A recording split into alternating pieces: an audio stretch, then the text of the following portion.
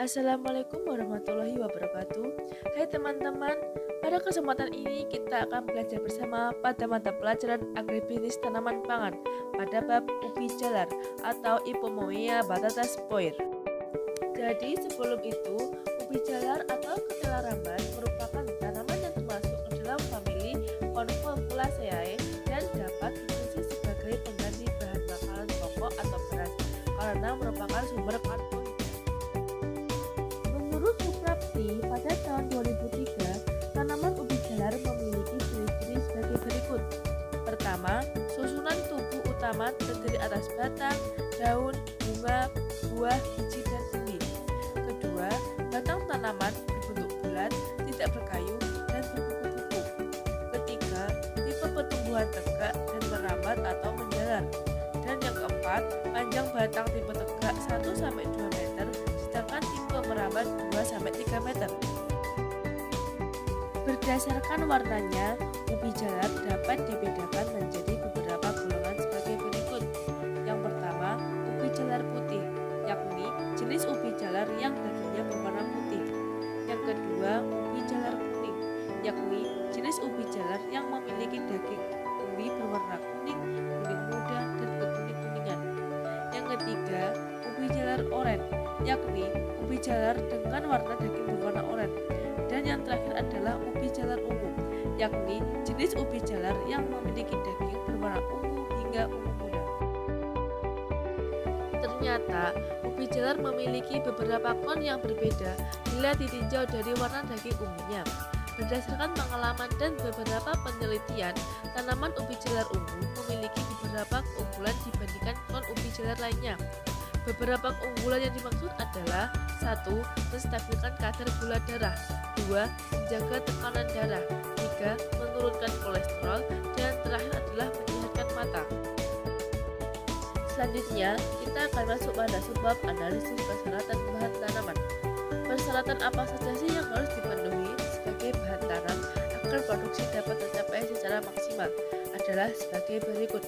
Syarat yang pertama, tanaman sebagai sumber bahan tanam atau stek batang sudah berusia minimal 2 bulan.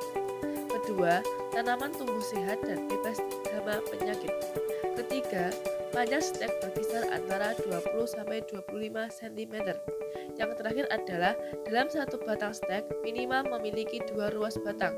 Stek batang kemudian diikat dan disimpan pada tempat teduh selama kurang lebih 1 minggu.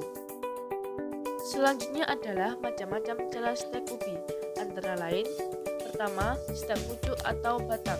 Stek pucuk atau batang berasal dari tanaman produktif dan berasal dari persemaian atau pembibitan. Persyaratan stek yang baik yaitu: 1. Stek berasal dari varietas atau klon unggulan. 2. Umur tanaman induk yang ideal tidak lebih dari 3 bulan. 3. Stek yang mempunyai pucuk. 4. Pertumbuhan tanaman induk sehat dan normal. Dan yang terakhir adalah kondisi stek pada saat ditanam masih segar.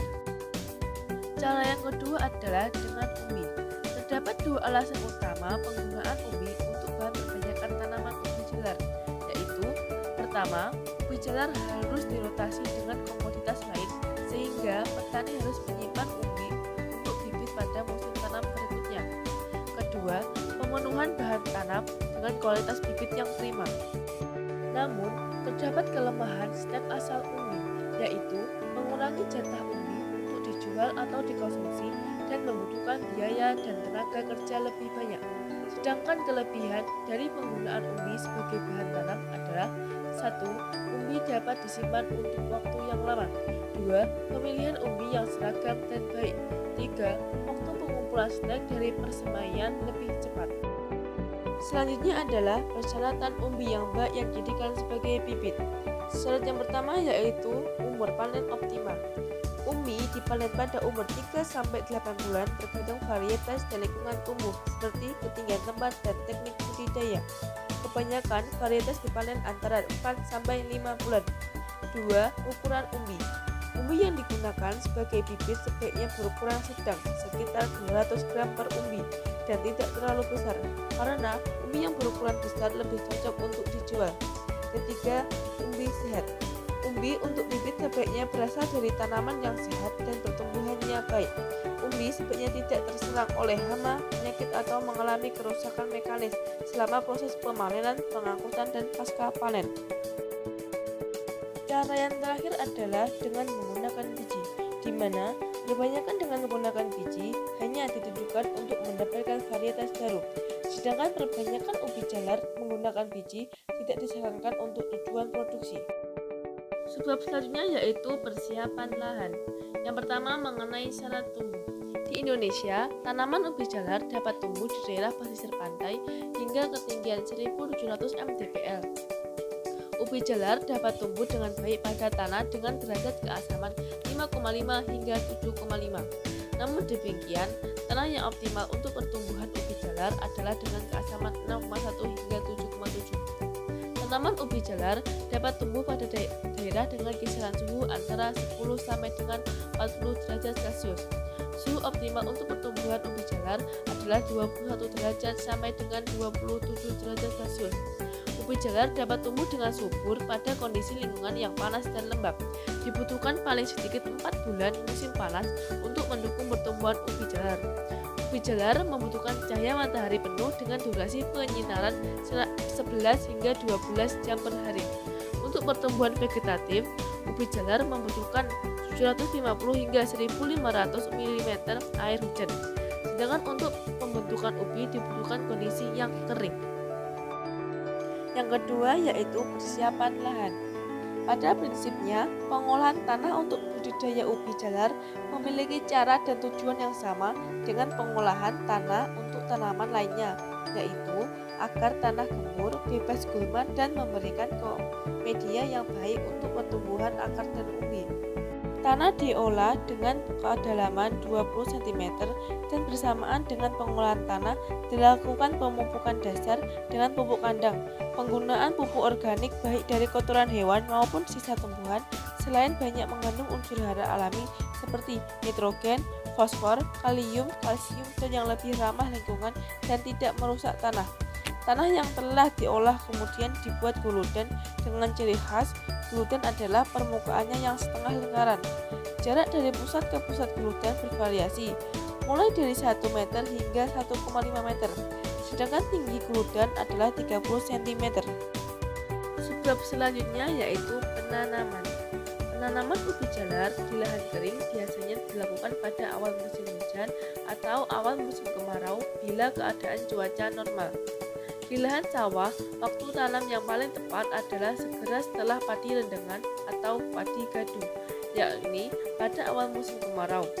Ubi jalar yang berasal dari stek pucuk atau stek batang ditanam dengan cara membenamkan 2/3 stek batang ke dalam tanah.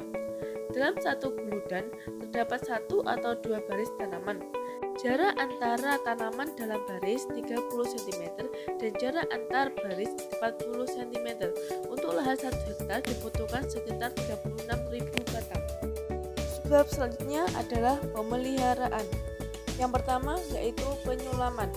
Penyulaman dilakukan dengan mengganti bibit yang mati atau tumbuh abnormal dengan bibit baru. Penyulaman sebaiknya dilakukan pada pagi atau sore hari, pada saat sinar matahari tidak terlalu terik dan suhu udara tidak terlalu panas. Yang kedua, penyiangan dan pembumbunan. Penyiangan dan pembumbunan tanaman biasanya dilakukan pada umur 1 bulan setelah tanam. Kemudian diulang kembali saat tanam berumur 2 bulan. Yang ketiga, pembalikan batang. Pembalikan batang atau penertiban akar pada prinsipnya memiliki tujuan utama yaitu untuk menghasilkan umbi yang besar dan berkualitas. Pembalikan batang dilakukan dengan cara menarik batang tanaman agar akar yang tumbuh pada ruas-ruas batang tidak membesar menjadi umbi. Dengan demikian, pembentukan umbi akan terkonsentrasi pada sekitar pangkal batang dan akan menghasilkan umbi yang besar dan berkualitas. Jika akar pada ruas-ruas batang dibiarkan terus tumbuh, maka akan membentuk umbi yang banyak tetapi berukuran kecil. Yang keempat, pemupukan. Pemupukan bertujuan menggantikan unsur hara yang terangkat saat panen, menambah kesuburan tanah, dan menyediakan unsur hara bagi tanaman. Pemupukan dapat dilakukan dengan sistem melarikan atau alur dan sistem tugat. Yang kelima yaitu pengendalian hama, penyakit, dan gulma, seperti kumbang pengere ubi jalar. Kumbang cilas merupakan hama penting pada tanaman ubi jalar di seluruh dunia, terutama di daerah-daerah yang beriklim kering. Dengan kata lain, kumbang cilas merupakan hama utama pada ubi jalar. Pengendalian secara kutu teknis terhadap kumbang cilas telah terbukti efektif dan harus menjadi dasar utama dari tindakan pengendalian yang dilakukan. Sebab yang terakhir yaitu waktu dan cara panen budidaya ubi jalar. Budidaya ubi jalar bisa dipanen pada usia 3,5 sampai 4 bulan setelah tanam.